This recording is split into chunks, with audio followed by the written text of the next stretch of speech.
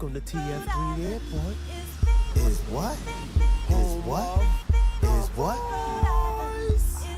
Is what? Is what? Is what? Is what? Is what?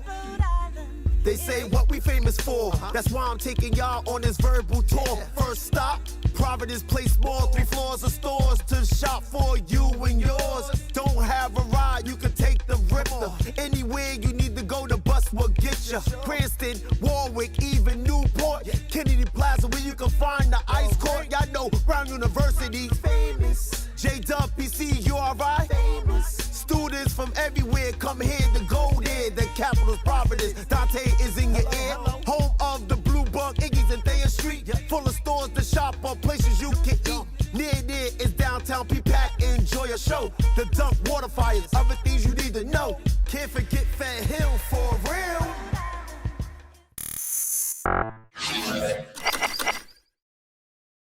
Showtime! Ladies and gentlemen, boys and girls, welcome to the other side of things again with your host, Dante. Today we got someone special. I'm real happy about this interview today. Well, it's not even an interview, it's a conversation.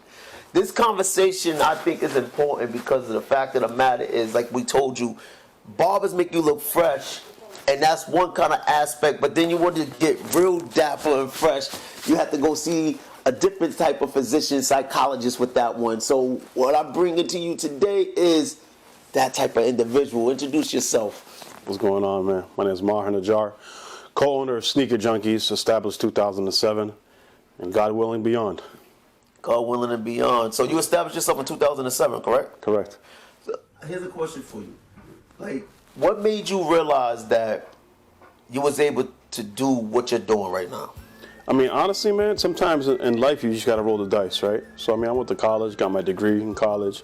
I just always wanted to work for myself. I tried a lot of different things, you know, worked at little businesses, my pops' friend's pizza shop, just to understand how a business is run. Because in general, all businesses, small businesses are similar. How you run them, as far as obviously what you bring in, what product is totally different. It's just, you know, I personally I couldn't see myself just working a regular 9 to 5. And, you know, at that time, and still obviously till now, but my passion was fashion, big time. Clothing, sneakers, it was like my obsession. So I kind of wanted to do what I loved, you know? I was going to figure that. I was going to say, like, was you into fashion before you got involved? Oh, absolutely. Because, it's like, what store did you go to when you was coming up and it might have inspired you to believe, you know what, I could do this one day? Yeah, you know what, man? That never actually dawned on me, ever. Like, really? I kid you not, man. So when I used to shop in Harlem a lot, New York a lot. Right. I go to Boston, there's a couple sneaky spots. But never did I ever go into a store and like, you know what, I want to do this one day. This is what I want. That never ever dawned on me, to be honest with you, man. It just came into fruition when it's kind of like, you know, I was kind of trying to find that niche. What am I good at? And then it just came to me like just one day, honestly, just driving down the street. At the time, actually, me and my current partner, we had we started a business. It was a staffing agency, right? And it's funny because we were trying to find people jobs, and ourselves, we didn't have jobs, you know? Right. So we're trying to get people jobs, and we didn't have jobs. Hold on, interesting. You said you were trying to help other people get jobs, but I didn't have jobs. Exactly. So yeah, staffing agency, you know, to find people jobs. So we had a little office set up, and then it was grinding day in, day out, cold calling companies like, hey, you know, we have the right candidates for whatever job you're looking for, et cetera, et cetera. Right. Have people come in, fill out applications, and then we're doing it for like 4 months, every single day, going in from like 9 o'clock, leaving at 4 o'clock. And it, honestly, man, it just dawned on me, just driving, it just hit me like, you know what, man? Why not open up a sneaker store? It's not rocket science. I understand what it takes to open up a business. Maybe people around me don't really understand what it takes, but I understood what it took, right? Right. Not fully experienced, even though I worked at retail stores, right? Right. When I worked at retail stores, it wasn't my mind, my thought process wasn't like, hey, you know what? One day I want to open up my own store. That never dawned on me, man, right? So it's just one day I was driving down the street on my break that I gave myself from the staffing agency that we're not making any money for 4 months, right? I was like, you know what, man? I think I want to open up a sneaker store. And that's how it came to fruition. Right. So now the question is, because I know people were saying, yeah, you could just be driving down the street or whatever and come up with this idea, but did you have the funds to do this? So like, you know, people think you need $1 million to open up a store. In life, man, you gotta, if you want something to be successful, right? From our experience, you gotta start small. You can't start big, right? You're thinking about, oh yeah, you know, right off rip, I want a store on Rodeo Drive in LA. Oh, I want a store on Newberry Street in Boston. Right. And at the time, I'm 23 years old, right? Yeah, fresh out of college, like a year out of college. I ain't got no money. My partner, similar situation. So you gotta start small. You gotta, so at the time I was living in Worcester, right? Looking for a retail location in Worcester. And I realized, man, Worcester's really not the market. I used to come to Providence a lot, right? I'm like, Worcester's really not the market. Coming to Providence, I'm like, there's more life in Providence, you know? And it's untapped. Well, true. That was more important than anything, that you tap into an untapped market. So at the time, right, the only places to really shop was if you're going from, let's say, from north to south in New England, right, was, forget about anything north of Boston, right, nothing up there. Right. You hit Boston, you go south, Providence, kind of, not really, and then you go straight to New York, that's it. Now, the only thing that was probably around the time when you were saying is probably Geller's, right? Yeah, right. You had, what was that other store? There was a store over there in Courts. Yep. I never heard of them, but I heard of Geller's. But our vision is different, though. You know, when we first opened, we wasn't selling Nike basketball. We weren't selling we were selling A-Lifes, independent brands that were booming at the time. Streetwear, right? Right. A-Life, 10 Deep, Crooks and Castles, Creative Rec, Mishka, brands you don't even hear about anymore. And I'm thinking about Peg Leg. Yeah. Honestly, that era was so dope because everything was so genuine, right? At the time, you know what social media was popping? MySpace. Right. So that was some time ago. That tells you a lot. You know? Was that after the era of Mecca and after the era of Mecca? Yeah, yes. Okay. So Anichi, Mecca, that's like mid to late 90s, maybe early 2000. It peaked a little bit with Rockaway coming out in 2000. Yeah. And then 01, 02. Yeah, they were still kind of booming a little bit. That's when everyone was rocking the big jerseys. 2002, 2003. Everyone looked like they play on whatever basketball team, whatever football team, right? Yeah. You go to a spot, you see everybody with big jerseys, 8 times their size, right? Fast forward 04, it started switching up. Everything started getting more fitted. At the time, me personally, I was wearing like antique denim, Evisu, right? Yep. Expensive stuff, right? Yeah. Stuff that, like, me being who I was at the time, I always wanted to be different, right? Stuff was expensive, but I always had that capacity and that thought process, like, you know what, I like different stuff, man. So, you know, the Pradas, the Gucci kicks, all that. It was expensive at the time. You know, back then a pair of shoes was what? The Prada Cup Classics were $325. $325 equivalent today is like $1,500 for a pair of shoes, you know? So I think around that era is when I really started thinking about it. It was like a little thought process, but it didn't really dawn on me until like maybe like a year before opening up, you know? Now, see, the reason why people, like, you talk to people that's in the field and you listen to them, because there's some people that's looking at this and going to be like, you know what, I'm inspired into fashion. Yep. And they may get discouraged because they thinking that everything's supposed to happen overnight, where they don't really know how much time it takes. Nothing happens overnight. It's like putting I always use this analogy as putting a seed in the ground. It has to root first before it can even sprout and then become the tree it is. So what's something that I would, so now, what do you think is important about building a store? Location? Yeah, location is important. Location and product, right? You got to be a people person. You can't be a person that just, you know, I want to open up a store and I'm not good at talking with people, building relationships. You got to build relationships, man. We built relationships with people back from 07 that we still get them same customers, you know? Right. So it's not about just having the best stuff, and it's not just about location. Yes, that stuff's very important, don't get me wrong, but being able to communicate with people, building with people, being from the people, you know? Right. It's genuine, more than if you take somebody from God knows where, put him in an area he's unfamiliar with, and then he's kind of like trying to figure it out. You got to relate to people, and then we weren't just sneaker junkies, we were junkies ourselves. Right. Clothing junkies, sneaker junkies, so everything we were selling, we were wearing, because that's what we liked, you know? Well, that goes into the question that Keem wanted me to ask, so I'm going to give Keem his prop. Yep. He said, how do you feel that your store helps the community? Do you feel that what's the impact it have on the community? Oh yeah, I think it has a great impact on the community. First of all, it brings people together, right? People that never knew each other end up knowing each other through Sneaker Junkies. And another thing is a lot of times we get people that are creatives, they end up linking up and meeting each other at the store. And it's kind of like, and then they go forward to do projects together, and then the meeting place was Sneaker Junkies. And at the end of the day, we always do give backs. We try to give back to the community as much as we can. So yeah, it's more like it's more than a sneaker store, man. It's like a culture location where people kind of link up, a place where people kind of get to know each other. It's the barbershop for people that don't get haircuts, you know what I'm saying? Right. That, which goes into the question of, I told my barber that when you cutting someone's hair, I know they're telling you their issues and their problems, so this is like your pulpit. Do you think this is your pulpit? Do you think people come in here and tell you their issues and their problems? Absolutely. I think when you build that trust with somebody and they feel comfortable enough, someone will tell you what's going on with their life outside of the store, outside of them shopping.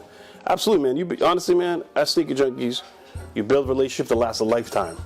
I've met people from first opening that were one of my closest friends. They've been to like very intimate occasions with me. It's because you build that trust and you let them into your life and they come into your life. Right. It's not about a sale, man. It's more than a sale, right? It's building that community, bringing people together.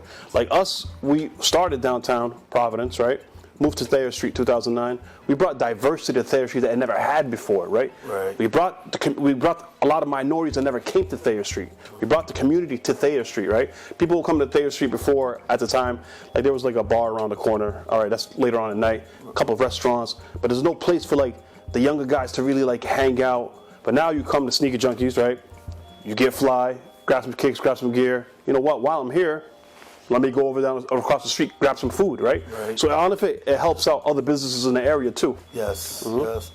So I want to transition to, because I know I have a little relationship with you, so I know you on a personal level. Like, I know you're a person of faith. Would you like to discuss that? Yeah, I mean, I was born Muslim. I was blessed to be born Muslim, As a Muslim, you respect everybody's religion, right? There's no difference. So Prophet Muhammad, peace be upon him, he said it before they made it popular, Abraham Lincoln, all men are created equal. He said it 1,500 years ago. He says there's no difference between, I'm going to say in Arabic, ما في فرق بين عربي أو عجما أو عربي أو أحمر أو أبيض. Meaning there's no difference between an Arab to a non-Arab, a white to a black to a white, a red to any other color. We're all equal in God's eyes, except in piety, right? Meaning, except we're all created equal and we're all equal in God's eyes, right? Except if someone has more piety than another person. Right. But other than that, we're all equal. There's no difference. There's no superior race over another race, Right. I got to spend time with you. Like I went to your mosque and I prayed. And you know what I learned? Going to your mosque, the discipline of washing my hands. Absolutely, man. Now I wash my hands the way that you taught me how to wash my hands, and the like you were saying, the unification that it brings. And see, people have a misconception of Muslims. Absolutely. What could you tell them right now? This is your flaw. What could you tell them to go against what they think of Muslims? I blame the mainstream media. That's who I blame. I blame the mainstream media. What the mainstream media do, they try to brainwash everybody. It's kind of unaware, right? So what the mainstream media do, they cater to the masses, right? Some might be educated on matters, some might not be educated on matters. Right. They make, let's say, because we're living in America, let's talk about the West a bit. So our mainstream media, they make everybody, they want you to fear a guy that has a beard, a guy that has a turban, a guy that wears a hatta. I've been wearing this my whole life, right? I'm Palestinian, right? I'm a Palestinian refugee. I was born in a refugee camp in Jordan. Because of the circumstances my family had to endure, I was born in a refugee camp, not even in my original country, the country next to my country. So what the mainstream media does, they try to give people a misconception of what something really is. Why? I'm not really sure. I think they fear Islam for some reason, which they shouldn't, because what Islam teaches is just peace, unity, and love. Right. So the politicians are the ones that really kind of paint this picture, right? So I seen a meme recently, it's kind of funny. They showed a bearded man, right? A bearded man with a turban. And it said, mainstream media for 20 years made us fear this man that thinks he's the terrorist. In all actuality, it had a picture of a bunch of politicians on the bottom. These are the real terrorists. Right. And that's exactly what it is. My belief is Christianity. I'm a Christian. I don't really like to say Christian. I say I walk with God because I don't really like to put a title. But I was listening to this preacher yesterday, and he said something that was very interesting. You might can relate to this. Yep. He said that the reason why people don't want to go to preachers anymore, he said, because when you watch movies and you see movies of murderers and people that do bad things, who's always the person? It's that preacher. Yeah, right, so right. they painted that image Absolutely, of. man. Absolutely. So do you think that's what they be doing? Absolutely, man. Hollywood is run by evil. Correct. Everything in Hollywood is pure evil. And what they try to do is they try to paint the picture to people through movies to give you a thought process of how someone should be, right? Why in every single movie there's a hijacking, the person has to be Arab, and he has to be Muslim, right? Right away, that's what they do. Terrorism. So people in America that are kind of uneducated of the matter, which I don't blame the people, right? I blame the media, the outlets. They automatically assume, they associate any kind of terrorism act with, oh, it's a Muslim, it's an Arab, something with Islam, right? Why, unfortunately, when shootings happen in America, school shootings, or any kind of shooting happens, if the person is of a different race, if the person's Caucasian, right away they say, you know what, he's going through a lot, you know, he has mental problems, you know, maybe he wasn't brought up correctly. If it's a person of another race, not just Arab, anybody of another race, it's a terrorist act. Right. Why is it's not a terrorist act? It's only when it's a certain skin color, it's a terrorist act. When it's not another skin color, it's not a terrorist act. So yes, there's so much inequality in America. Racism still thrives in America. Heavy, it's deep rooted. But the good thing I see is the young generation, they're not putting up for it, which is great. That's beautiful. Yep. Now, you can stay where we are, or you said something that I want to ask this question, because a lot of people that I notice that's not American, they come from outside, they have a story of, like, the person we're going to interview next had $500, came from their country, and now they build up other businesses. And you just said the same thing, that you was in a camp or something? I was born in a refugee camp. So, you know, the reason I'm in America, and my whole, like, uncles and aunts and our generation is all because of my father. Because my father was born in a refugee camp in Palestine, in our country, but not in our town because of what happened in 1948, the Nakba, right? Right. Fast forward, I was born in a refugee camp in Jordan, right? So my father, he didn't want the life that my uncles were having, everybody else around him was having, because there's no opportunity. Refugee camp is absolutely zero opportunity. When I say zero, I mean zero opportunity. Keep that word in mind that he said that opportunity. Go ahead. So my father's like, no, I want a different life. My dad was like, you know what, I want to go to college. I want to get educated. He did good in high school, and he applied. He got accepted for a student visa. So he came to America on a student visa, and then he did it Cincinnati, right? He came here by himself, right? My older brother was born before me. My oldest was born, then I was born, right? In Jordan, in a refugee camp. And then my father got approved. So then he came here on a student visa, continued education, got his master's and his PhD. And then he eventually brought us over here. So I really, honestly, I owe it all to my father, because if he wasn't educated, then we'd still be there. And all my other relatives that are currently here would be back in Jordan in a tougher situation. Right. Yeah. And, you know, I have my own business, and it just, me moving back over there, right? So I came to America when I was around 4, right? Moving back over there in the 8th grade, my high school years, it makes you really realize how difficult it is. Like, I see how my cousins struggling, everything's kind of difficult. So that's what really fueled me to kind of do my own thing, because I'm like, listen, I told whoever's around me at the time, looking, I'll go back to America, work at McDonald's. Compared to like what's going on over there, there's no opportunity there at all, you know? So I think owning my own business comes from just that hustle, seeing everybody, no matter what situation they're in, they get into it, right? In a positive light, right? They're trying to make money as much as possible. It's not like there's no work. It's just it's not like they're sitting lazy. There's no work. There's no opportunity. Right. So given the opportunity, you know, I want to make the best for myself here. You know? See, the reason why I asked that question was for this reason. When you look at the propaganda that they try to present, and you look at the opportunities that people from the outside come in, do you feel that they think that people from the outside is taking away from their opportunities? And they try to paint this picture? So what do you mean? You think that like the people of America are thinking that? So anyone that really has that mindset, I think it's a wrong mindset. Agree. In America, there's more opportunity than any other country. in the world. There's more opportunity in America than any other country in the world. The problem is in America, there's more opportunity for things to go wrong, right? You can get into drugs. You can get into stuff that it doesn't really exist in other countries. So what happens is a lot of people that end up getting addicted to drugs, right? Out of high school or whatever it is, they get addicted to drugs. Their life gets thrown off course because they're not living their life correctly, right? And then you have other people saying, oh, you know what, oh man, these guys all they took all the jobs. But because a lot of people in America, they're not willing to take jobs that other people are applying for, right? So that's what takes away from the jobs, right? Nobody is coming from overseas taking the engineering jobs, taking maybe some of the IT jobs, right? They're taking the jobs that not the average American wants to work. Right. Yeah. That's one of the reasons why I asked that question, for the simple fact of, I like the fact that you didn't make no excuses. You didn't justify anything. You came here. You said, you know what I'm going to do? I'm going to plant my seed. Absolutely. And I'm not worried about somebody else's vineyard. I'm worried about my own vineyard. Absolutely. And I'm going to dress my vineyard. Absolutely, man. And I'm going to make it grow. Absolutely. And this is the fruit, the fruition of your seed that you planted. Yeah. And that's what it is, that a lot of times I think people have these concepts of, oh, they was given something, and they don't know the work that goes into it. And that's basically what you just described, that everything you came from your father, seeing a vision for his family, and he put the work in, which is important. Fathers being in their children's lives and setting the tone for their children. That was good that you said that. And then you said, you know what, I just took the baton that he handed me, and I did what I did. And now, how you do? Are you a father? I am a father. And what are you doing for your children? What's the tone you setting for them? I'm trying to do what my father did for me. You know, I use him as an example. And honestly, man, it all really goes back. Our lifestyle all goes back to religion, right?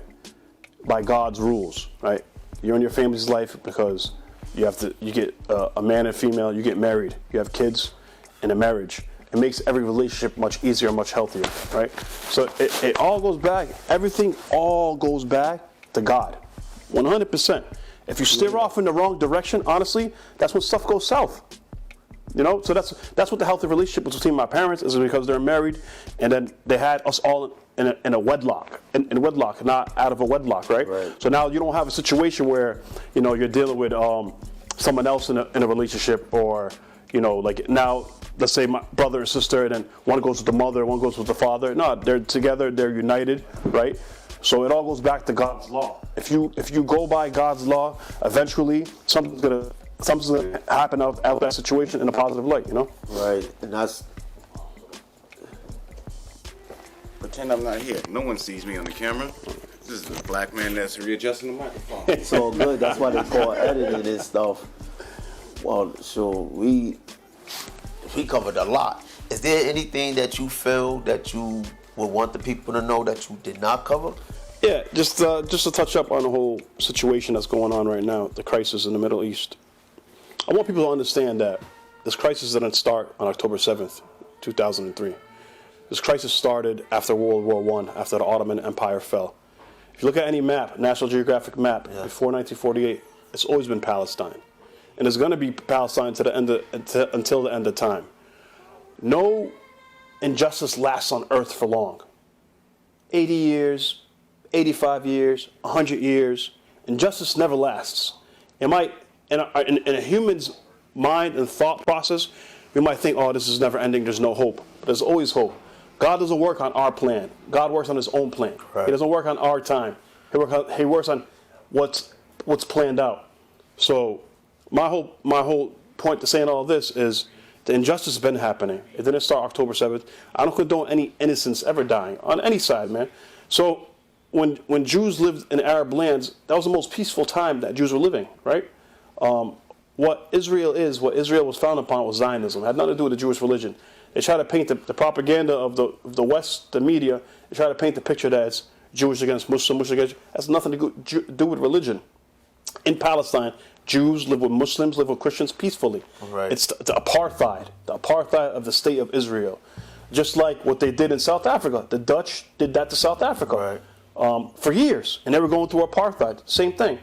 I think for once in my life, at least, I think people are finally understanding what the Palestinian side is, right? People now know what Palestine is. Me being in America, living in America, people ask me, where you from? I'm like, Palestine. They're like, what? What is that? Because it's not on the map. No one really knew.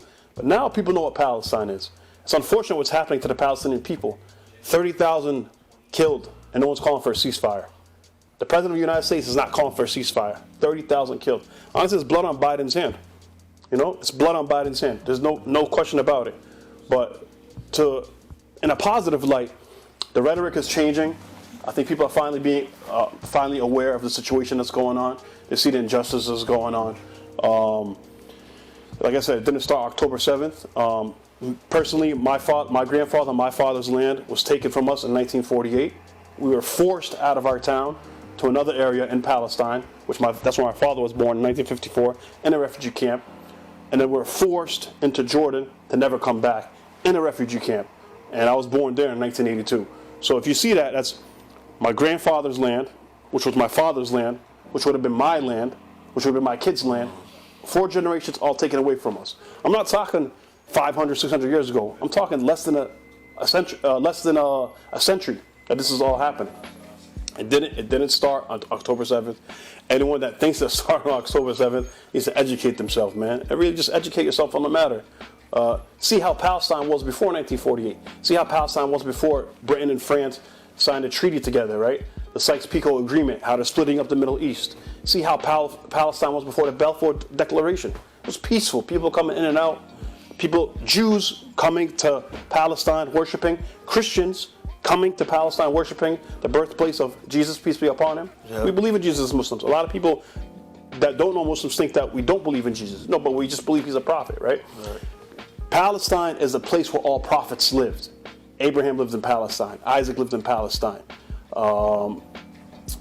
Their sons lived in Palestine. Yusuf lived in Palestine. Joseph, right? Yeah. I'm saying certain names in Arabic. I know. Yeah. I get it. Oh yeah, we gotta let them know that. Yes, sir. Yes, sir. It's not me and you. It's a massive of people that's watching. It's a land of prophets. It's a holy land. It's a land of peace. And all we're trying to do is just have our rights back, right? Jews and Muslims can live next to each other, right? But not with the apartheid state that's been going on. The apartheid has to end, just like the apartheid ended in South Africa and South Africa flourished. The apartheid has to end in Israel so Palestine can flourish. And how do you think you could end that? Awareness. I think the people calling out, the people calling their politicians, asking for a ceasefire, people understanding the matter. Our tax dollars, as Americans, we should have a right to know where our tax dollars are going. Instead of fixing the streets, that in the cities of America, there's so much homelessness going on. There's so much infrastructure needs to be fixed within our inner cities. But why is the money that people are working for hard? Why are those dollars getting used to buy weapons to kill innocents overseas? Why can't that money be invested in America, to build the infrastructure in America, to help the homelessness in America? All these drug problems, all these homeless problems in America, if they use our tax dollars that we earn in America to help out, America will flourish more than it already is. But instead, what the politicians are voting on are no, let's send our dollars to Israel, let's send our dollars to people to shut up other people and not let their societies flourish and kill the innocent. That's terrible, man. Very. Now you know why we call this show The Other Side of Things. See, you would have thought he just owned a sneaker store, but you don't know the in-depths of this man. And this man I love being around him. I love talking. That's why you see me quiet, because people are like, yo, you quiet. I love information. I love wisdom, especially wisdom that I didn't know, because I've never been there. And that's why I want to get my passport and start traveling more. Absolutely. You got to see the other side, man. I was in Palestine in May, right? So I was there not too long ago. I was in Jerusalem, right? And it's crazy because the way I was treated there, I felt so victimized being there, because as soon as I'm trying to go to the holy mosque, right, Masjid al-Aqsa, which is one of the 3 sacred mosques in the Islamic religion, before I'm entering there, there's Israeli IDF soldiers, Israeli defense soldiers, AK-47s, asking me where I'm from. I'm like, asking me where I'm from? You're originally European, asking me where I'm from? Right. You know? With their hands on the guns at all time, a finger on the trigger, any wrong move. So it's not a comfortable place to be in, but me being from there, I always got to go back to where I'm from originally. Now, for the question of people that's listening to this, and I know how y'all think, so I'm going to address this. What does this got to do with sneakers? That's the point. you don't know what a person go through to make your happiness come to reality. So this man went through all this for you to have all of this, and you didn't know this until he presented it at this moment. We can continue on, or we can finish up. It's on you. The floor is yours. Yeah. I'm just, right now, I'm the co-pilot. You're the host today. I'm just enjoying myself because I know when people hear this information, even gonna open their eyes like, I didn't know.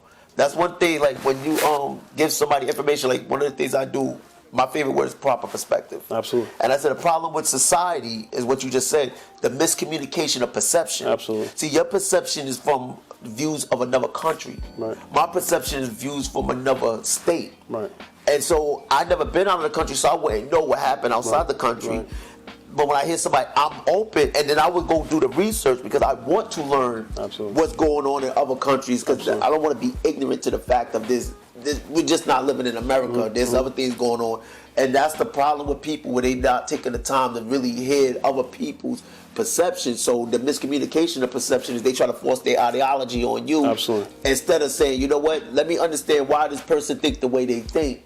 So I have a better understanding of that individual. And then another thing, people, is like one of the reasons why this show come into existence, because we're going to address racism, religion, everything. People have their stereotypes in the way that they look at me as a black individual. Well, first of all, I'm brown. This is black. But I make that clear. They look at me, but then when they get to sit down and talk with me and they say, like when I go to dealerships and they see my credit score, or I'm like, nah, I ain't even using credit. I'm paying this cash. And they be like, well, what? It opens doors to dialogues, and that's why it's important to be talking to people that is not looking like me or people that pray like me. Yep. It's to open dialogues to get people to understand is until you open your ideology, you open up your mindset, and you remain closed-minded. That's why we can never unify anything, because everybody's sitting up there saying, well, this person told me this about him, I'm going to believe it. Nah, get to know that person for yourself, and then have a better relationship. Absolutely. So that's what the other side of things is all about. Conversations, dialogues like this. I didn't interview you. We had a conversation. I just let you speak. Absolutely. I mean, yeah, man. Now you can keep going. No, I have not much to say. I just say, at the end of the day, everything that happens in life is from God. We have faith in God. Nothing can break us. Absolutely nothing can break us. Our faith it just makes our faith stronger. Sneaker Junkies, we've been around for 16 years, going on 17 years.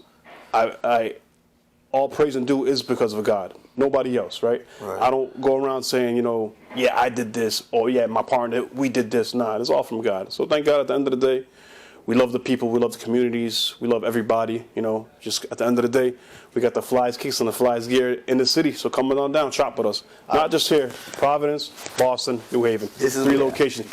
We call ourselves the Kings of the North for a reason, right? We're the Kings of New England. So come mess with us, man. Come holler at your boys. We get my boy Fly all the time. Yeah, this is I got this from y'all. But before you go, Keem, now this is interesting that he ended it with God, because like this morning, yes, sir. When I woke up, I felt myself getting sick. I was in the shower. I'm more excited. I'm like, yeah, I'm gonna talk to my man or whatever. And I'm just like, yo, I don't feel good for some reason. I'm like, what's going on? So I called Tim, because I was gonna call you, and I was like, nah, let me call him first. He was like, Keem was like, nah, we're doing it. Just do what you gotta do. Yes, we're gonna do it. Just come. So this is gonna show you. And I just prayed. I said, Lord, your will, let your will be done. And here we have it. So imagine if my stupid self would have went on according to my flesh, this information that you just heard would not have happened. Thank you again, brother. Appreciate you. Man. Always. Love is love, man. All right. Yes, sir. Yes, sir. And this is the other side of things. Until the next time. Yes, sir. That's it. And this dude saying ain't got no balls.